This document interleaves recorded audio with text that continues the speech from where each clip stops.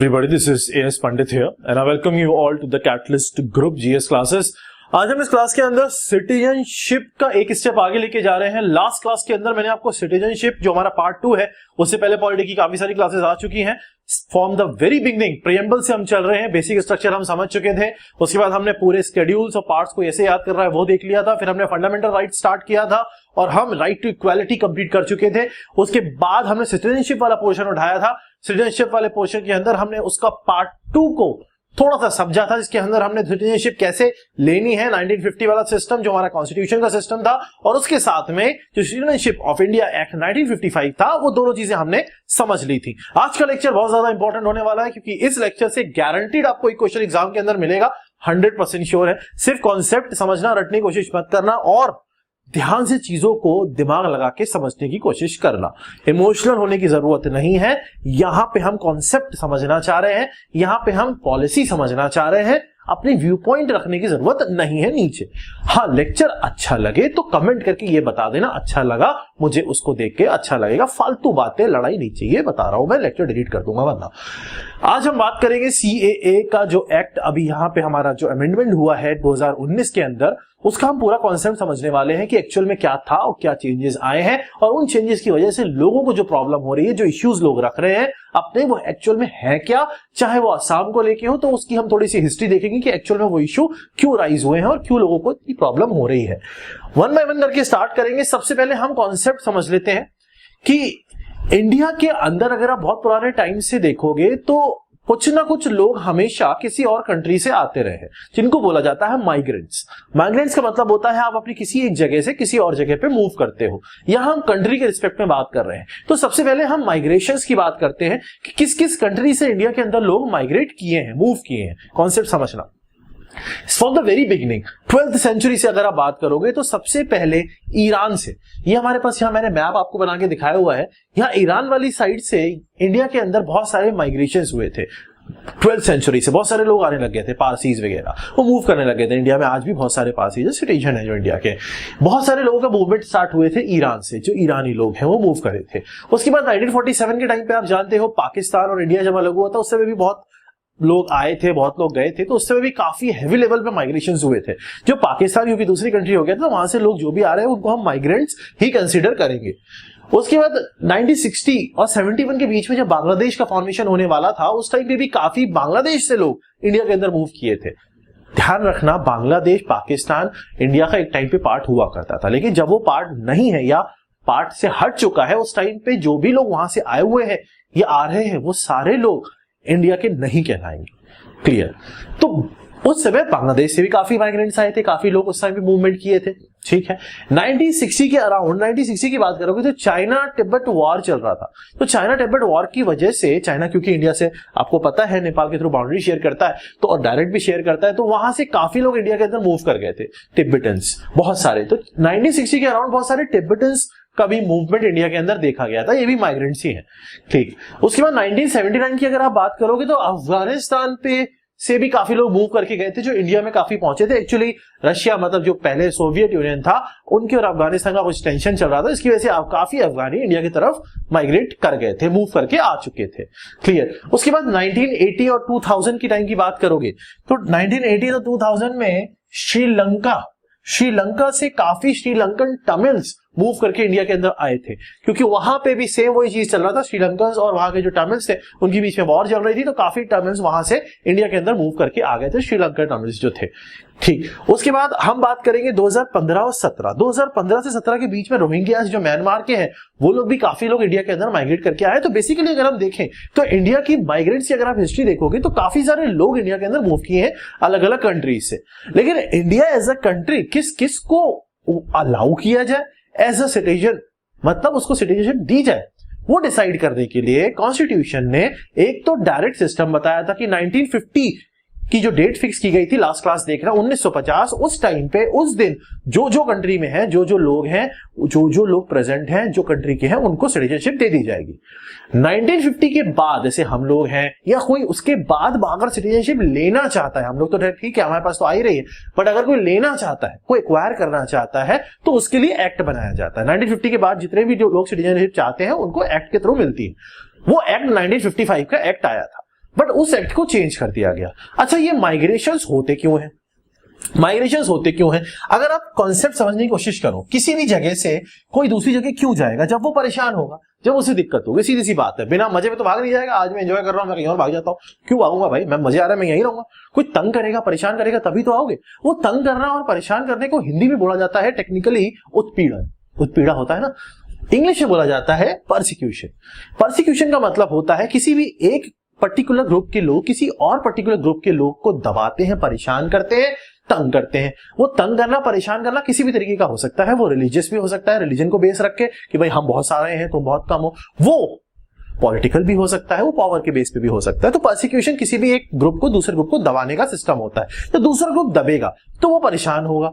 History concept हमेशा यही चीज बोलता है कि जब कोई परेशान होता है तो वो उस जगह से निकलना चाहता है। तो जब वो निकलना चाहता है तो आसपास के एरिया में जो उसे सबसे शांत जगह मिलेगी वहां वो चला जाएगा। तो जब वो चला जाएगा, वो अपनी जगह छोड़ के दूसरी कंट्री में चला गया, तो उसको बोला जाता है इमिग्रेंट। इमिग्रेंट का मतलब होता है कोई भी या इमिग्रेशन वर्ड जनरल ले लो, जिसको हिंदी में बोलते हैं आप्रवासन। इमिग्रेशन का मतलब होता है एक कंट्री से दूसरी कंट्री के अंदर पहुंच जाना, इमिग्रेशन, मूव कर जाना। समझ में आ गया होगा रीजन, और उसके बाद जो हुआ इमिग्रेशन। क्लियर। 2001 में एक बार सेंसस हुआ, समझ में आ गया। इंडिया में काफी सारे माइग्रेशन हुए हैं, रीजन हमें समझ में आ चुका है, उत्पीड़न है जो कि परसिक्यूशन है, और उसके बाद इमिग्रेशन, लोग मूव कर जाते हैं और करते रहे हैं। फाइन। 2001 में एक सेंसस हुआ। इन दैट पर्टिकुलर सेंसस जो पॉपुलेशन माइग्रेंट्स की कैलकुलेट की गई, वहां से पता लगा कि इंडिया के अंदर जो सबसे ज्यादा मूवमेंट, सबसे ज्यादा लोग प्रेजेंट है, जो माइग्रेशन हुए हैं, वो बांग्लादेश और पाकिस्तान से हुए हैं। इंडिया के अंदर जो एंट्री करे हैं लोग, वो सबसे ज्यादा बांग्लादेश से करे हैं और पाकिस्तान से करे हैं। ये 2001 का सेंसस, 2001 का सेंसस हमें क्लियर तरीके से बताता है। बट अब जो लोग आ चुके हैं, जो लोग प्रेजेंट है, सिटीजनशिप उनको देनी है या नहीं देनी है, वो डिसाइड करना है। वो डिसाइड करने के लिए मैंने आपको बताया, कॉन्स्टिट्यूशन डायरेक्टली 1950 वाली डेट पे सिटीजनशिप देता है। कैसे देता है वो प्रीवियस क्लास में मैंने आपको समझाया हुआ, पूरा कॉन्सेप्ट देख लेना उसको ध्यान से, तभी मजा आएगा। चीजें one by one, step by step चलो। सारी चीजें कराना मेरा काम है, समझना आपका काम है, लेकिन जैसे पढ़ा रहा हूं वैसे ही पढ़ना। अभी कोई किताब कुछ नहीं रेफर करना, सिर्फ जो ग्रुप में नोट्स जाते हैं वो रेफर करने हैं। क्लियर। कॉन्स्टिट्यूशन 1950 में जो सिटीजनशिप देने का तरीका बताता था, उस दिन वो क्लियर हो जाएगा, वहां से सिटीजनशिप मिल गई। उसके बाद सिटीजनशिप ऑफ इंडिया एक्ट 1955 देता है। ठीक, अब इस 1955 वाले एक्ट को कर दिया गया मॉडिफाई। इसमें लाए गए 3 बहुत बड़े बड़े चेंजेस, ऐसे मान लो, या 3 बहुत बड़े बड़े मेजर इफेक्ट। क्या क्या चेंजेस लाए गए, वो चेंजेस समझते हैं। सबसे पहली चीज, क्या क्या हो रहा है, लोग परेशान होकर दूसरी जगह जा रहे हैं। जो दूसरी जगह जा रहे हैं, वो जगह जिस जगह आप आ चुके हो, वो जगह आपको एक्सेप्ट करेगी या नहीं करेगी, वो जगह के लॉ बताएंगे। वो जगह के लॉ 2 तरीके के सिस्टम बताते हैं, एक तो कॉन्स्टिट्यूशन डायरेक्टली बताता है, दूसरा पॉइंट्स लिखवाए हुए पिछली क्लास में। कॉन्स्टिट्यूशन भी ऐसे ही नहीं देता, आगे कहीं से भी दे देगा, नहीं, उसकी भी तरीका है। दूसरा सिटीजनशिप ऑफ इंडिया एक्ट 1955 बताता है, जो कि अब सिटीजनशिप अमेंडमेंट एक्ट CAA 2019 हो चुका है। वो लॉ बताता है कि आप हो कि आप आ गए हो, भगाया जाए आपको। ठीक, अब इंपॉर्टेंट चेंजेस जो है, उसमें जो पहला आपको चेंज दिखेगा, बहुत बड़ा चेंज, वो है इलीगल इमिग्रेंट की डेफिनेशन का चेंज, कि किस इंसान को इलीगल कंसीडर किया जाए, जो इसके अंदर आया है। ठीक है, अभी तक तो अलग चल रहा था। अभी तक क्या डेफिनेशन थी वो समझो। अभी तक क्या 1955 के हिसाब से जो डेफिनेशन चल रही थी, 2019 से पहले जो हम इलीगल इमिग्रेंट मानते थे, उसका मतलब क्या था? उसका मतलब था कोई भी फॉरेनर, कोई भी कहीं से भी आया हो, कोई भी, अभी कुछ स्पेसिफाइड नहीं था। कहीं से भी कोई भी फॉरेनर किसी भी कंट्री से आता है अगर इंडिया के अंदर, और उसके पास प्रॉपर ट्रैवल डॉक्यूमेंट्स नहीं है, या फ्रॉड या धोखेबाज करके जमीन के नीचे से आ जाता है, तो वो इलीगल इमिग्रेंट कहलाएगा। कहीं से भी आ सकता है, कोई कंट्री स्पेसिफाइड नहीं, किसी भी कंट्री से एक्सेप्ट इंडिया। इंडिया का, इंडिया में तो क्या इमिग्रेंट है भाई, मैं यहां से कहीं और मूव कर रहा हूं, मेरा मन बाहर कहीं से। ठीक, एनी वर्ड मैंने अलग से इसलिए लिखा है, एनीबॉडी। कॉन्सेप्ट समझना, चेंज आएगा, जो मैं अलग से स्पेसिफाई कर रहा हूं वो दिमाग में ठूसना है, आपको अपने चिपकाना है लैंग्वेज में। दूसरा पॉइंट है कि उसको इलीगल इमिग्रेंट कंसीडर किया जाएगा जिसको जितना टाइम अलाउ किया गया उससे ज्यादा वो रह रहा है। कुछ फॉरेनर्स आए, गोवा में रह रहे थे, मस्त ऐश मार रहे थे, हैं, उनका वीजा खत्म हो गया, अब वो गए नहीं तो वो इलीगल हो गए। टाइम पीरियड जितना दिया है उतने में वापस निकल लो, नहीं निकल रहे तो फिर तुम इलीगल हो गए। दूसरा, अगर गलत तरीके से आए हो तो तुम इलीगल हो गए। ऐसा 1955 का सिटीजनशिप एक्ट बोलता था। 2019 का जो ये अमेंडमेंट हुआ, इसने इस डेफिनेशन को ही बदल डाला। सुनो बहुत ध्यान से, बहुत ध्यान से। अभी तक जो डेफिनेशन थी इस एक्ट से पहले, अमेंडमेंट से पहले, कोई भी फॉरेनर आता है अगर प्रॉपर डॉक्यूमेंट के साथ आता है तो वो इलीगल नहीं होगा। अगर इम्प्रॉपर डॉक्यूमेंट है, डॉक्यूमेंट प्रॉपर नहीं है, फ्रॉड करके आता है तो वो इमिग्रेंट इलीगल कहलाएगा, साथ में टाइम से ज्यादा नहीं रह सकता। वो डेफिनेशन थी। अब डेफिनेशन समझो। अब एक डेट फिक्स की गई 31 दिसंबर, खिसक गया, 31 दिसंबर 2014।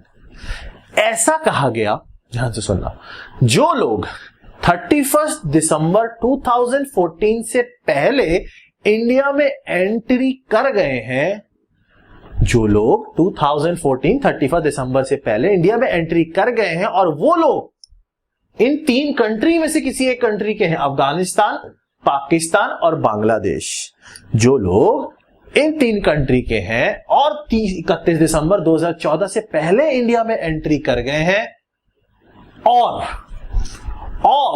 वो इन 6 पर्टिकुलर अलग अलग रिलीजन को बिलोंग करते हैं, या तो वो हिंदू हो, या वो सिख हो, या बुद्धिस्ट हो, जैनिज्म हो, या पारसीज हो, या क्रिश्चियंस हो।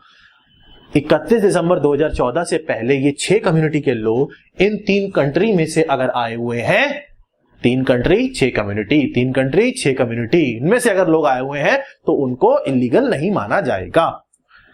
समझ में आया? 31 दिसंबर 2014 से पहले 3 कंट्री में 6 कम्युनिटी के लोग अगर आ रहे हैं, कोई और आ रहा है, अब अगर यहां से कोई श्रीलंकन आ रहा है तो उसको नहीं माना जाएगा।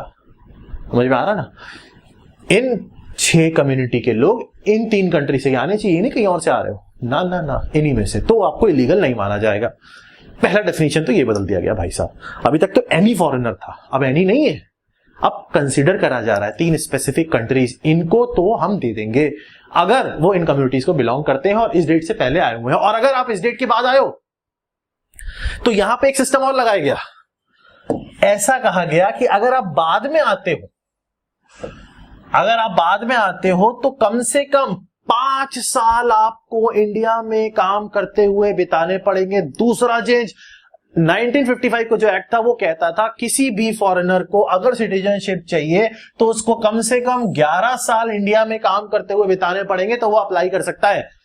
नया वाला एक्ट इस चीज को चेंज करके ये कहता है कि अगर आप एंट्री करते हो 2014 से पहले और आप इनमें से किसी एक कंट्री या 6 कम्युनिटी में से हो तो आपको इलीगल नहीं माना जाएगा। और अगर आप इसके बाद आते हो, चाहे आप इन कम्युनिटी से ही हो, तो कम से कम 5 साल आपको इंडिया के अंदर बिताने पड़ेंगे, उसके बाद आप अप्लाई कर सकते हो सिटीजनशिप के लिए। इसलिए 2019 में आया क्योंकि 2014 से 2019 5 साल होते हैं। समझ में आ गया? इसके अलावा, इन कंट्रीज के अलावा कहीं और से आ रहे हो तो अभी वही सिस्टम लगेगा, समझ में आ रहा है?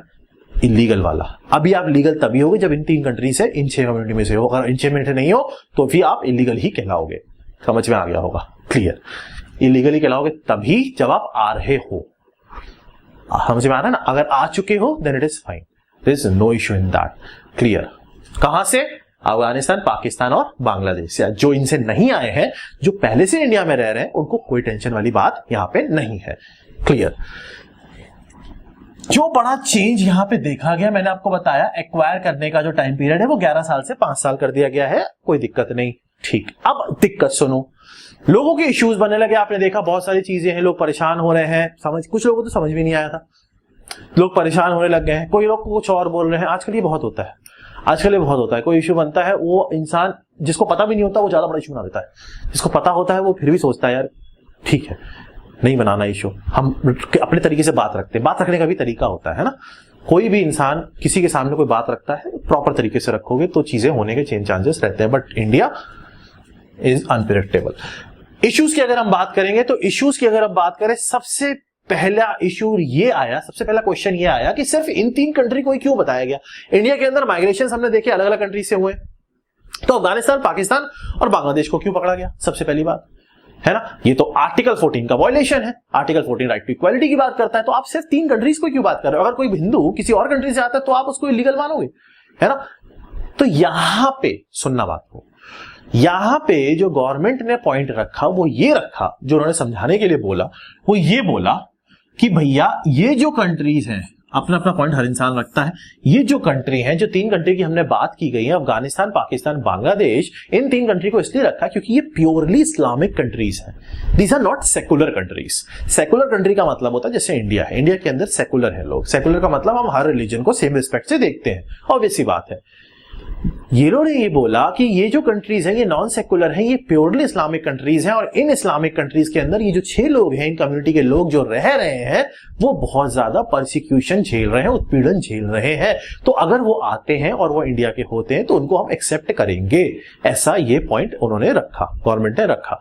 समझ में आ रहा होगा, क्योंकि ये प्योरली इस्लामिक है, नॉन सेकुलर है, इसलिए परसिक्यूशन ना हो तो हम उनको एक्सेप्ट करें। वो परेशान हो रहे हैं वहां पे, ऐसा यहाँ पे ये बोला गया। समझ में आ रहा है, इसलिए बोला गया कि 3 कंट्री को ये अलाउ करते हैं हम। बाकी कंट्री से अगर कोई आ रहा है तो वो तो सेकुलर से आ रहा है, तो वहां थोड़ी वो परेशान हो रहा है। परेशान होना is the most important thing which is persecution of minorities. समझ में आ रहा होगा, 3 कंट्री में से। ठीक है, बट आसाम की बात करो, आसाम में लोग इतना क्यों बहुत ज्यादा परेशान हो रहे हैं? उसका रीजन है, आसाम की अगर आप थोड़ा सा पीछे जाओ, अगर आप थोड़ी सी हिस्ट्री चेक करो तो मेरी बात को समझ रहा, आप थोड़ा समझ रहा, इतना समझ में आ गया जो मैंने बताया अभी तक। समझना, आसाम के अंदर 1920 में राइट्स हुए, दंगे हुए। उन दंगों में बहुत सारे लोग, देखो आसाम एक ऐसी जगह है जहां पे कल्चर, उनका लैंग्वेज, सब कुछ डिफरेंट है। ठीक है, एक अलग से एक जगह है जहां पे चीजें एक पर्टिकुलर पॉइंट पे वो लोग एक्सेप्ट करते हैं और फॉलो करते हैं, एक पर्टिकुलर चीज को वो फॉलो करते आ रहे हैं, पूरी कम्युनिटी वहां पे। ठीक, 1920 में दंगे हुए। दंगे की वजह से बहुत सारे ईस्ट बंगाल से लोग असम में मूव कर गए, पास में है ना, मूव कर गए, असम के अंदर मूव करने लग गए। वो मूवमेंट इतना ज्यादा बढ़ गया कि एक टाइम ऐसा हो गया कि असम के अंदर जो लोकल ट्राइबल, लोकल लोगों की पॉपुलेशन थी, वो पॉपुलेशन बहुत कम हो गई, और जो माइग्रेंट्स थे वो बहुत ज्यादा हो गए। मतलब माइग्रेंट की पॉपुलेशन बहुत ज्यादा हो गई इधर से आए हुए लोगों की, और असामीज लोगों की पॉपुलेशन इन कंपेयर टू दोस्त बहुत कम हो गई। तो असामीज लोगों को टेंशन होने लगी, परेशानी लगने लगी कि नहीं यार, हमारी कल्चर डिस्ट्रॉय हो रहा है। ऑब्वियस सी बात है, अगर आज हमारी कंट्री के अंदर कोई बाहर से बहुत सारे विदेशी आ जाते हैं, हमारी पॉपुलेशन तो खैर इतनी ज्यादा है, आ भी नहीं सकते हम, 2-3 कंट्री अपने आप ही लेके घूमते हैं, लेकिन फॉर एग्जांपल हाइपोथेटिकल सिचुएशन आ जाते हैं तो लगेगा इंडियंस को यार दिस इज नॉट फेयर, परेशानी होगी ना। कल्चर, अब हिंदी नहीं बोल रहा, हर कोई इंग्लिश बोल रहा है यार, है ना। आसामीज को थ्रेट लगा, उनको थ्रेट लगने लगा, परेशान होने लग गए। उस टाइम पे एक और चीज हुई, क्या हुआ, उस टाइम पे आसाम के एक एमपी हुआ करते थे, उनकी हो गई डेथ, वो रिसेंटली इलेक्टेड थे, उनकी हो गई डेथ। जब उनकी डेथ हुई तो फिर से इलेक्शन कराया गया, और इलेक्शन में एक बहुत अजूबी चीज देखी गई। वो देखी गई कि जो इलेक्शन अभी जस्ट हुए थे, जिसपे वजह से वो एमपी सेलेक्ट हुए थे, उनकी नंबर ऑफ वोटिंग, और जो अभी इलेक्शन फिर से हुए हैं, री इलेक्शन जो हुए, जो री इलेक्शन हुए 1978 की बात कर रहा हूं, उनके रजिस्टर्ड वोटर्स एकदम बहुत ज्यादा बढ़ गए। तो ये तो यार अजीब सी चीज है कि वोटर इतनी जल्दी इतने सारे कैसे बढ़ गए, ये तो वियर्ड है, ये तो बहुत अजीब सी चीज है, अलग सी चीज हो रही है, एकदम वोटर कैसे इंक्रीज हो सकते हैं। तो यहां पे इलेक्शन कैंसिल कर दिए गए कि भैया कुछ गड़बड़ है, माइग्रेंट्स की पॉपुलेशन बहुत हाई लेवल पहुंच चुकी, बहुत ज्यादा पॉपुलेशन हो चुकी, इतनी पॉपुलेशन हो गई कि इलेक्शन कैंसिल करने पड़ गए। यहां पे समझ में आ रहा होगा। ठीक, उस टाइम पे जब ये चीज सामने आई तो स्टूडेंट लीडर्स वगैरह बहुत ज्यादा प्रोटेस्ट करने लग गया, उनको बहुत ज्यादा परेशानी होने लग गया। ऑब्वियस सी बात है, 1979 के अंदर आंदोलन स्टार्ट हुआ, आसाम आंदोलन स्टार्ट हुआ, जो 85 तक गया, काफी लोग प्रोटेस्ट करने लग गए। 85 में आसाम अकॉर्ड एक साइन हुआ, जिसमें ये बोला गया, ध्यान से सुनना, जिसमें ये बोला गया 24 मार्च 1971 ये बोला गया कि एक डेट हम फिक्स करते हैं। ये कॉन्स्टिट्यूशन का खेल हमेशा ही चला है, एक डेट फिक्स करो, उससे पहले वाले लोग रखो, उससे बाद वाले लोग भगा दो। 24 मार्च 1971 एक डेट हम फिक्स करते हैं, और ये कहा जाता है कि चाहे कोई भी किसी भी रिलीजन का आदमी इस डेट के बाद असम में अगर एंट्री किया है तो उसको इलीगल माना जाएगा, उसको इलीगल माना जाएगा। जो इस डेट के बाद असम में एंट्री किया हुआ है उसको इलीगल माना जाएगा, क्योंकि पॉपुलेशन बहुत ज्यादा माइग्रेंट्स की बन चुकी है, लोकल लोग काफी कम हो गए हैं, उनका कल्चर डिस्ट्रॉय हो रहा है, बहुत प्रॉब्लम हो रही है। और वहां पे लगाया गया एनआरसी, एनआरसी का मतलब होता है नेशनल रजिस्टर फॉर सिटीजनशिप। उसमें बोला गया कि इस डेट के बाद आए हुए किसी भी रिलीजन के लोग हो, चाहे कोई भी रिलीजन यहां फिक्स नहीं किया गया, उनको हम इलीगल मानेंगे, ऐसा था। अब जो अमेंडमेंट हुआ है, आसाम में क्यों लोग इतने परेशान हुए, उसका रीजन है।